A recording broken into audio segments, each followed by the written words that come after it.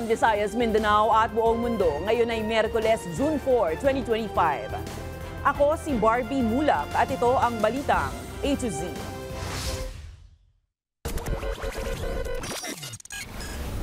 Walang ganong uri ng resolusyon na final o pending sa Senado sa ngayon. Umano'y resolusyon na layong ipabasura ang impeachment trial ni VP Sara Duterte. Itinanggi ni Senate President Francis Escudero. VP Sara at Mayor Baste Duterte umalma sa pagkakatalaga kay Nicolas Torre bilang PNP Chief. Torre, bumwelta! Panukalang 200 pisong umento sa arawang sahod ng minimum wage workers. Lusot na sa Kamara. Ilang motorista tinakpan ng plaka para makaiwas sa no-contact apprehension. Kaya PNP Highway Patrol Group tutulong na sa paghuli sa mga pasaway. 20 pesos kada kilong bigas para sa minimum wage earners, ibebenta na ngayong Hunyo. Sa showbiz, CJ Opiaza, kinoronahan na bilang Miss Grand International 2024 sa Thailand. At selfie time, Ann Curtis meets South Korean star Park Bo-gum sa global premiere ng Good Boy.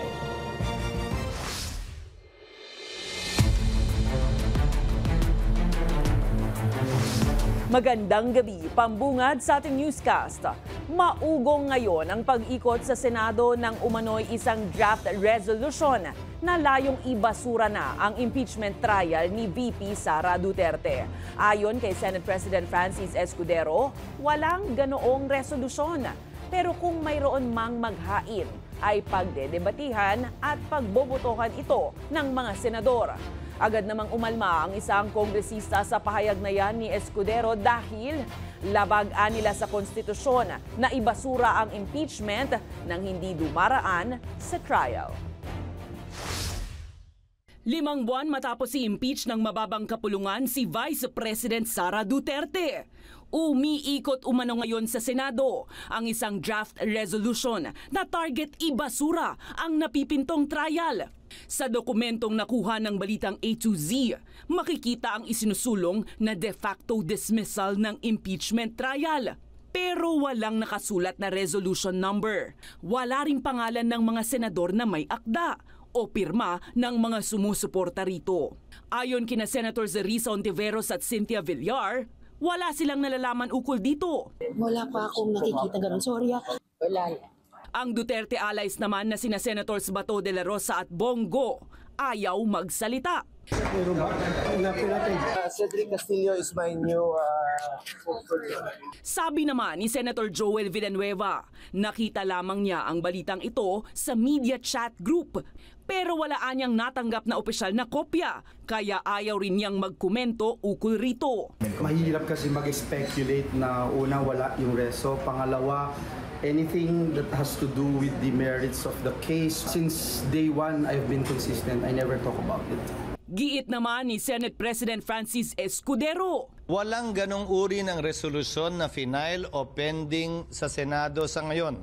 Ano mang kumakalat na resolusyon na wala namang author na pinakita lamang din sa akin ng media ay ika nga mere scrap of paper unless may mag-file niyan, unless may mag-author niyan. Pero kung mayroon man anyang maghain ng reso, ay kailangan itong pagdebatihan at saka pagbobotohan. Bagay na agad inalmahan ng Kamara. Ayon kay Manila City 3rd District Representative Joel Chua. Matik yun dahil nasa Constitution yun na dapat mag-convince sila Hindi kailangan pagbotohan yun. Labag-an niya sa saligang batas kung maibabasura lang ang isang impeachment nang walang impeachment trial. They have to explain it to the people. That is not their legislative function. That is their constitutional duty. Nitong Lunes, inihayag ni Senator Francis Tolentino sa plenaryo ng Senado ang posibilidad na ituring na functionally dismissed ang impeachment kung hindi matatapos ang paglilitis bago mag-adjourn ng Senado sa June 30. Samantala ngayong araw din, inamin ni Senator Ronald Bato de la Rosa na isang matalik na kaalyado ng mga Duterte na siya ang naglabas ng draft resolution. Matatandaang nagsilbi sa gabinete ng dating Pangulong Rodrigo Duterte si de la Rosa. Samantala, nagbabala naman si Senate Minority Leader Coco Pimentel na may kapalit na politikal na parusa ang paglabag sa konstitusyon dahil sa pagkakabinbin ng impeachment trial laban kay VP Sara Duterte. Hati pa rin kasi ang mga mambabatas kung maaari nga bang maipagpatuloy ang trial hanggang sa pagtawid sa 20th Congress. Giit ni Pimentel, maliwanag sa konstitusyon na dapat unahin ang impeachment. Kaya mananagot ang mga senador ng 20th Congress sa kanilang mga naging desisyon kung lalabag sila sa konstitusyon dahil sa pagpapaliban ng impeachment. Binigyang diin din niya na dapat mag-ingat ang mga senador sa mga gagawing hakbang at hindi dapat pinaglalaruan ang proseso.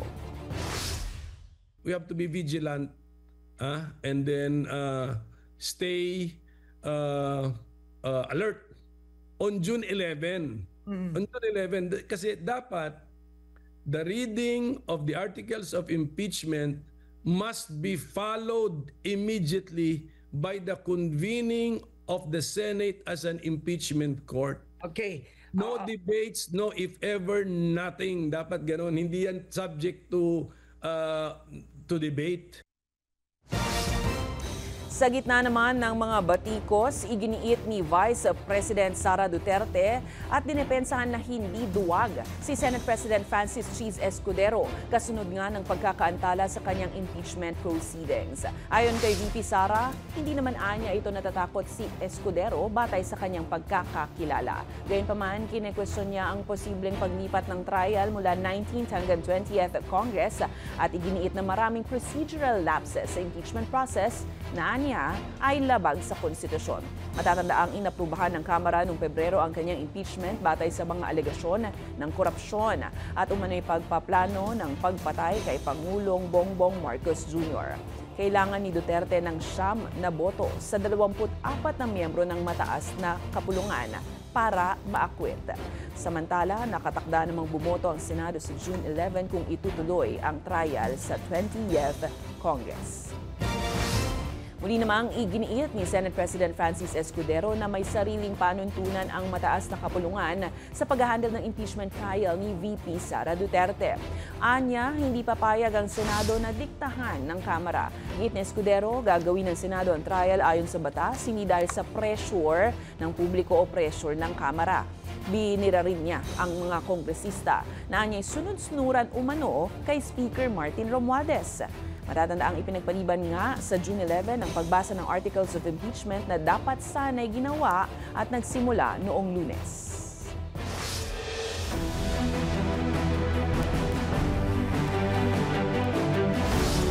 Tinawag ni Vice President Sara Duterte na sketchy o kaduda-duda ang pagkakatalaga kay Police Major General Nicolas Torre III bilang hepe ng Philippine National Police. Sa panayam sa The Hague, inihalin tulad ni VP Sara ang pagkakatalaga kay Torre sa pagkakahirang naman kay Representative Martin Romualdez bilang House Speaker na anya ay sangkot din umano sa isang bribery case sa Amerika. Ayon pa sa bise, batay sa investigasyon ng Senado, maaaring managot si Torre sa mga paglabag kaugnay ng pag-aresto sa kanyang ama na si dating Pangulong Rodrigo Duterte na naging daan para dalhin ito sa International Criminal Court. Bumuelta naman si PNP Chief General Nicolas Torre III sa mga patama ni Davao City Mayor Baste Duterte matapos ngang umalma sa pagkakatalaga sa kanya bilang hepe ng pambansang pulisya. Bukod kay VP Sara ay umalma rin si Mayor Baste sa promotion ni Torre na anya naman ay hindi batay sa merito ng kanyang performance kundi pinaboran lang umano ng administrasyon. Buwelta ngayon ni Torre, ang unang PNP chief ng kanyang ama na si dating Pangulong Duterte ay isang one-star general din tulad ni Senator Ronald Bato de la Rosa noong 2016. Tinalunan doon ni de la Rosa ang 3 general rank nang siya ay ipromote ng Duterte administration. Natatanaang si Torre ang namuno sa pag-aresto kay Rodrigo Duterte at Pastor Kibuloy dahil sa mga isyong kinasasangkutan nito. Iginigit naman ni Torre na legal ang pag-aresto kay Duterte at handang harapin ang mga isyu sa tamang forum. Chief PNP. So it really goes back to him, really. Seriously speaking, it goes back to him. Okay? The first Chief PNP of his father is a 1-star na naging automatic 4-star. Did he ask that? Did he question that? Tinuldukan na ng House Committee on Good Government ang investigasyon sa umano'y pag-abuso sa pondo ng Office of the Vice President at sa Department of Education sa panunungkulan ni VP Sara Duterte. Malalim ang pag-uusisa ng mga mambabata sa 612 million pesos na confidential funds na umano'y nilustay ng pangalawang Pangulo pero hindi masagot-sagot ng bise sa mga nakaraang pagdinig. Ayon kay Committee Chair Joel Chua, tapos na ang pagdinig at inaasahang ilalabas ang ulat ng komite sa susunod na linggo. Sa iba pang balita, hindi pa rin nadadala ang ilang pasaway ng mga motorista sa kabila ng pagpapatupad ng No Contact Apprehension Policy o NCAP sa mga pangunahing kalsada sa Metro Manila. Ang ilan, tinatakpan pa ang plaka para hindi makunan ng CCTV. Kaya ngayon, sinampulan ng PNP Highway Patrol Group ang ilang walang kadaladalang motorista. Ang balitang A to Z hatid ni Kim Salinas. Nahuli ng PNP Highway Patrol Group ang motoristang ito sa Commonwealth Avenue sa Quezon City. Ang kanyang violation, pagbiyahe ng walang plaka. Ang resulta, impounding, yan yung ano sa akin. Ayon sa HPG, 1 linggo lamang maaaring imaneho ang sasakyan gamit ang conduction sticker. Kundi maituturing na itong driving with no plate at otomatikong i-impound. Ayon sa motorista, wala kaming plaka. Pero kasi nilabas ko lang ito dahil emergency, yung apo ko, dinala ko sa East Avenue. Makikiusap ako kung sakali. Kasi malapit lang naman po kami, Payatas. Likod lang kami ng DSWD. Sa kabila ng pagpapatupad ng No Contact Apprehension Policy o NCAP, may mga lumalabag pa ring mga motorista. Dahil dyan, itinalaga na ang PNP Highway Patrol Group upang tumulong sa MMDA sa panguhuli. Ang miyembro po ng Highway Patrol Group ay bibigyan po ng ticket ng MMDA. Magiging parang sa LTO po na may ticket din po. Ina-assist po natin ang mga traffic enforcers ng MMDA and other law enforcement traffic law enforcement officers along EDSA and other areas. Kamakailan lang, kumalat sa social media ang mga plaka ng motor na may takip na basahan o plastic para hindi makita sa CCTV at makaiwas sa anumang penalty. Itinuturing itong driving without license plate na may multang hindi bababa sa 5,000 pesos. Kaya ayon sa HPG, mas lalong maghihigpit ngayon sa kalsada. Kung impoundable offense po yan, tinutulungan po natin, i-impound kung kailangan. Dahil po sa tindi ng traffic natin, ay kailangan po natin talaga ang disiplina sa kalsada. Kung labo-labo po yan, naku po, sa traffic, sa normal number na lang po ng sasakyan ay sobrang traffic na po. How much more pagka marami pong violations? Tingin ng mga motorista sa bagong paghihigpit sa kalsada. Kawawa kami pag hindi kami susunod. May bawas po talaga sir kasi hindi namin isakay kasi yung ibang pasahero minsan doon sa bawal nag-aabang, hindi namin hihintuan talaga. Hindi naman dapat iatakpan yung plaka ba't mo kailangan takpan kung wala ka namang gagawing violation, di ba? Kung magbabiolate ka, huwag matakot ka dahil may HPG. Kumbaga, mas mahihirapan ka ng gumalaw, hindi katulad ng camera lang. Bukod sa mga CCTV camera, sasabayan na ito ng pagpapatrolya ng mga police mobile ng mga tauhan ng PNP HPG. Para sa Balitang A to Z, Kim Salinas.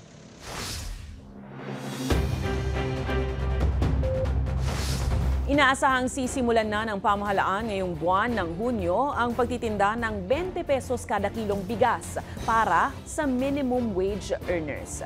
120,000 na manggagawa sa buong bansa ang tinatayang makikinabang dito. Pero tingin naman ng isang grupo, hindi ito sustainable o pangmatagalan. Alamin kung bakit sa Balitang A to Z ni Ace Cruz. Anytime after June 13, dire-diretso na yan. As soon as mag-okay na yung MOA, kasi kailangan may MOA, yun ang magiging basis ni NFA at saka ni FTI to release the stocks. Yan ang target na petsa ng pamahalaan sa pagtitinda ng 20 pesos kada kilong bigas sa minimum wage earners sa buong bansa. Sila mga magagawang kumikita ng 645 pesos kada araw. So at least ito, rekta na, alam ng DA, ng DOLE, ng company kung sino yung mga minimum wage earners. Walang leakage. Direktang isusupply ng Department of Agriculture at Department of Labor and Employment ang murang bigas sa mga kumpanya na siya magtitinda nito sa mga empleyadong minimum wage earners. Welcome ito sa minimum wage earner na si Sandro. Sa ngayon, ang mahal ng mga bilihin. Diba? Ngayon pa nga, kukulangin na yung sasahurin namin. Malaking tulong niya ito sa arawang pag-budget lalo 3 ang kanyang anak. Pangdagdag gasto sa bahay, sa mga pangangailangan. 10 kilo kada buwan ang maximum na pwedeng bilhin ng bawat minimum wage earner. Pero tingin ng grupong Bantay Bigas, hindi sustainable ang hakbang na ito at isa na namang band-aid solusyon ng pamahalaan. Marapat nilang palakasin ang lokal na produksyon. Kampante naman ng DA na marami matutulungan ng programa. At yung record niya ngayon nasa 400,000 metric tons. So times, that's 400 million kilos. Diba? Divide mo by 50. 400 divided by 50, that's 8 million bags. That's 8 million bags na current inventory niya. Sa pagsisimula ng tag-ulan, ayon sa DA, may pinatupad ng mga hakbang para hindi mapuruhan ang mga magsasaka at kanilang mga pananim. Marami na rin yung na-convince natin ng mga rice farmers to really plant ahead. Kasi nga yung bagyo natin, normally, ang kalakasan niyan, mga bare season, bare months. At pag pumasok yun, about 4 to 5 typhoons talaga yung very destructive on a natural scheme of things sa atin. Ayon sa DA, kapag may tumatamang bagyo, umaabot sa hanggang 600,000 metric tons ang napupuruhang pananim na palay. Para sa Balitang A to Z, Ace Cruz. Samantala, ilang araw bago magtapos ang 19th Congress, inaprubahan na ng Kamara sa ikatlo at huling pagbasa ang panukalang batas na magtatakda ng 200 pesos na aumento sa arawang sahod ng mga minimum wage workers sa pribadong sektor. Nasa 171 ang bumoto pabor dito, habang isa naman ang tutol at walang nag-abstain. Sakaling maisabatas, ito ang kauna-unahang legislated nationwide wage hike mula pa noong 1989. Lubos naman ang pasasalamat ni TUCP Representative Raymond Mendoza na isa sa mga may akda ng panukala. Matatandaang naipasa na rin ng Senado ang katumbas na bersyon nito noong nakaraang taon.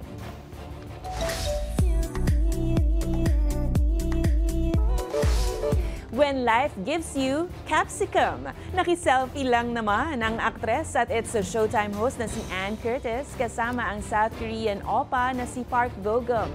Sa Instagram, very proud na finlex ni Ann ang snaps ng selfie nila ni Bo-gum. Dumalo si Ann kasama ang co-host na si Khalil sa global premiere ng K-drama na Good Boy na ginanap sa Bangkok, Thailand. Bukod dyan, nakasama rin nila ang iba pang cast kabilang sina Kim, So Hyun at Lee Sang-yi. Sana all. Susunod, patient appointment system ng DOH sa San Lazaro Hospital. Mas pinadali na ang check-up scheduling para sa mga persons living with HIV. At sa showbiz, Universal Pictures may pasilip sa mga dapat abangan sa sequel ng musical film na Wicked for Good. Abangan ang kumpletong ulat sa pagbabalik ng Balitang A to Z.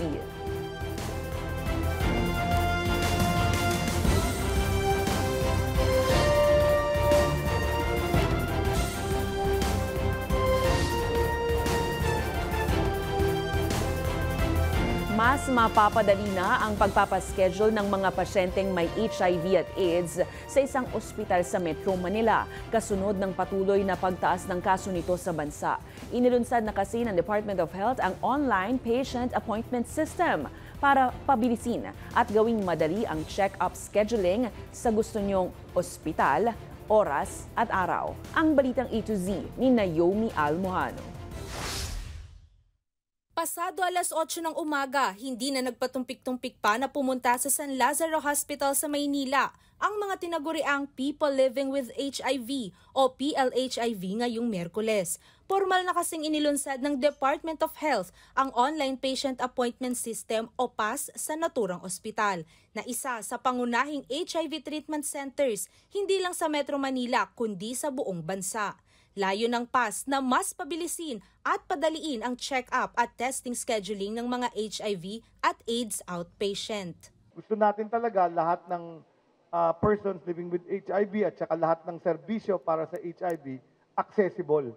Nasa 2 hanggang 3 minuto lang ang itatagal ng PAS o online scheduling. I-search lang ang patientappointment.doh.gov.ph.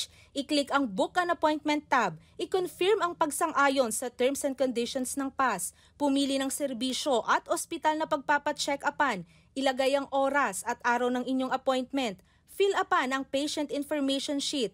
I-screenshot ito bago isubmit at ipakita sa ospital na susuri. Malaking tulong ang serbisyong ito ayon sa DOH. Sa kasalukuyan kasi, nakapagtala ang ahensya ng 500% pagtaas sa HIV infection sa mga kabataang edad 15 hanggang 25 anyos. Tumataas din and mas bata din. No, I think we have a generation that's really very sexually active. We just hope that they can be taught what is safer practices and less risky behavior. Ikinababahala rin ng ahensya ang 56 daily HIV cases na naitala at halos 150,000 na aktibong HIV cases sa bansa. Kaya naman ang DOH, iminumungkahi ng ideklara bilang national emergency ang HIV. I'm suggesting a declaration of public health emergency of national concern. I have a proposed document kung ano yung mga dapat na steps na gagawin ng national government, ng whole of society, very similar to nangyari sa COVID. Ayon pa sa DOH, interesado ang Pangulo sa panukalang ito. Gayunpaman, para makatulong na mabawasan ang nagpo-positibo sa HIV, ugaliing sundin ang mga sumusunod. I-practice ang abstinence o pag-iwas sa pakikipagtalik. Gumamit ng contraceptives gaya ng condoms, paigtingin ang sexual education at regular na magpatingin sa doktor lalo na kung may mga sintomas. Para sa Balitang A to Z, Naomi Almojano.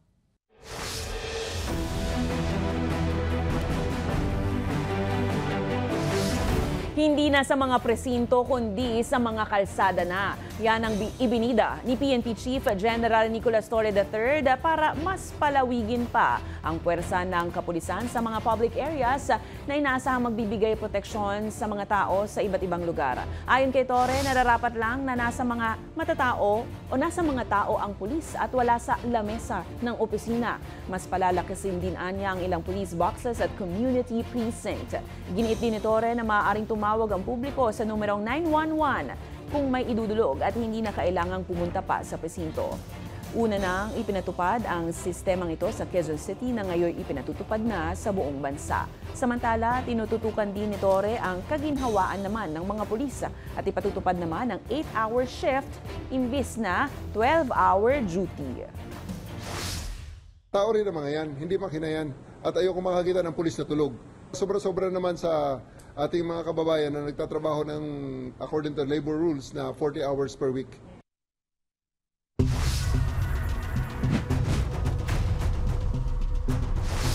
Naglabas na ng commitment order ang Manila Court para ilipat si dating Congressman Arnulfo Teves Jr. sa Manila City Jail. Ayon yan mismo kay NBI Director Jaime Santiago. Sa kabila nito, nananatili muna si Teves sa NBI Detention Facility habang hinihintay ang pinal na utos ng korte. Nag-ain din ng mosyon ng kanyang abogado na si Attorney Ferdinand Topacio para pagsama-samahin ng mga kaso sa iba-ibang korte at matukoy ang tamang lokasyon ng kanyang pagkakakulong. Posibleng maharap pa sa mga patong-patong na kaso si Russian vlogger Vitaly Zorovetsky. Ayon sa DILG, 3 kaso ng unjust vexation na ang kinakaharap ngayon ng vlogger. Kabilang ang pangaharas umano sa matatanda at mga gwardya sa Taguig City noong Marso. Na-dismiss naman na ang una niyang kaso ng pagnanakaw. Ayon kay Interior Secretary Remulla, marami pang ebidensyang lumalabas mula sa video na ipinost ng vlogger, kaya maaaring umabot pa ang kaso sa higit 3 pa. Sa panig naman ng depensa, hinihiling umano ni Zorovetsky ang kapatawaran ng publiko. Nais rin ng kampo niya na magpiyansa kaya naghain ng petisyon for bail. Kung mapatunayang guilty, maaaring makulong si Zorovetsky ng hanggang 18 buwan sa Pilipinas.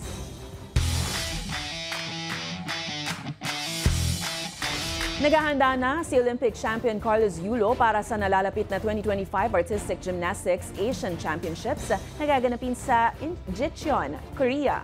Sa ibinahaging video ng Artistic Gymnastics Asian, makikita na puspusan ang pag-iensayo ng pambato ng Pilipinas.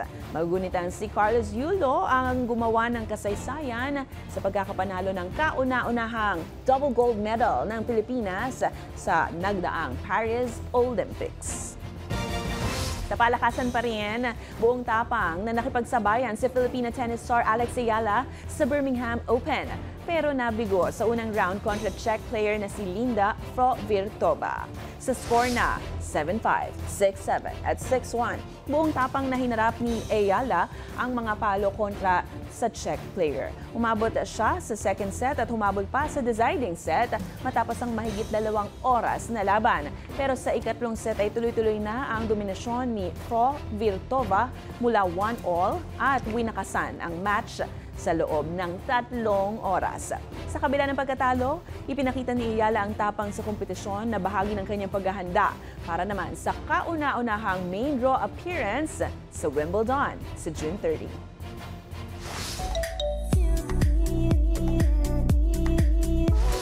Handa na ba ang lahat na i-defy muli ang gravity?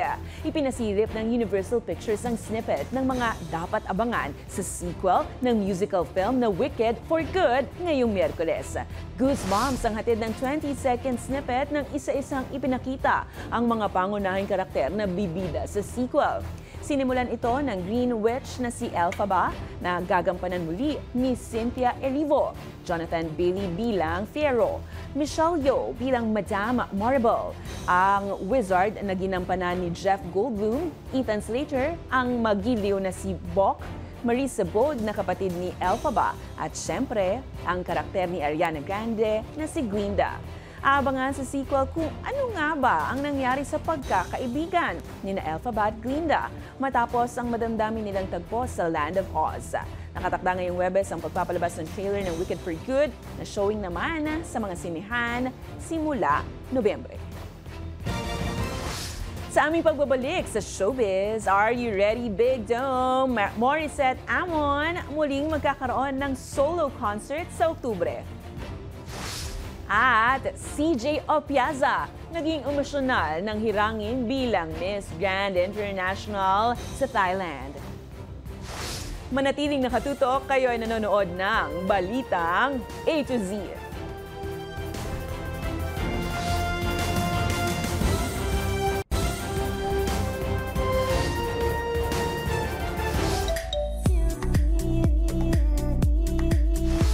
Finally, may Golden Crown na ang Pilipinas matapos ngang opisyal na koronahan si CJ Opiaza at hirangin bilang Miss Grand International 2024.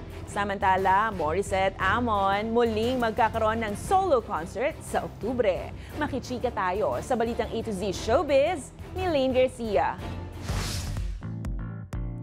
Miss Grand International 2024 is Christine Juren Opiaza from the Philippines! Our new Grand Queen.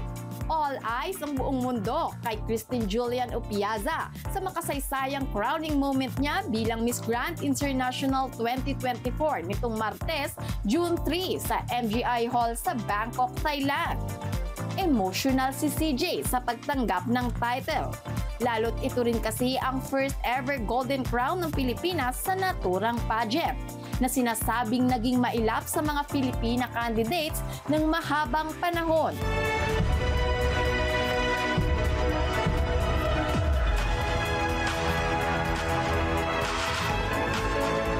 Sa crowning ceremony, mismong sinawat Itzara Grisil na presidente ng Miss Grand International ang nagsuot ng korona kay CJ. Matatanda ang first runner-up si CJ kay Rachel Gupta ng India. Ngunit dahil sa hindi pagkakaunawaan sa MGI management, nagdesisyon kamakailan lamang si Gupta na bumaba sa pwesto. Before I signed up for this job, I know I was born ready. I am always ready, and now I've been given the challenge, and I am taking that challenge and taking the responsibility to fill that shoes as your first runner-up. And now, as your Miss Grand International 2024. Lubos naman ang pasasalamat ni CJ sa lahat ng sumuporta at naniwala sa kanyang pageant journey. Mabuhay sa lahat ng mga Pilipino. Maraming salamat po sa pagpunta. Ganon din yung suporta na ibinigay niyo sa akin simula noon hanggang ngayon. Kahit nasan akong entablado, naririnig ko yung mga sigawan niyo. Ganon din kagalak yung puso ko na makita kayong lahat na sineselebrate itong pagkapanalo nating lahat. Nakatakda naman ang grand homecoming ni CJ Opiaza sa Pilipinas sa June 8. Samantala, are you ready, Big Dome? Kasabay ng ika-15th anniversary sa music industry, magkakaroon ng bonggang solo concert si Asia's Phoenix, Morissette Amon, na pinamagatang Ember sa October 28 sa Araneta Coliseum. Inanunsyo mismo yan ng singer sa kanyang Instagram. Kalakip ang caption na Save the Date at ilang detalye ng kanyang upcoming concert. Kaya naman, asahan na ang soaring vocals, raw emotion at unforgettable moments sa concert na ito. Matatanda ang taong 2018 pa ang huling concert ng singer na pinamagatang Morissette is May. Para sa balitang A to Z Showbiz, Lane Garcia. Kung kayo ay may kwentong kakaiba, mga kwento ng pag-ibig o storya ng inspirasyon at pag-asa, maaari itong ibahagi. Sumali sa ating Facebook group na Balitang A to Z, panoorin ang replay ng ating programa at sundan ang ating social media pages, hanapin ang Balitang A to Z. Ang ating pabaong quote of the night ay mula sa isang politiko na si John Ossoff. Anya, ang minimum wage ay dapat na nakabubuhay. At yan po ang mga balita at impormasyon, mga kwentong may dalang inspirasyon na tinutukan ng Balitang A to Z. Ako po si Barbie Mulang. Maging maalam, makialam. Magandang gabi sa iyo, Pilipinas!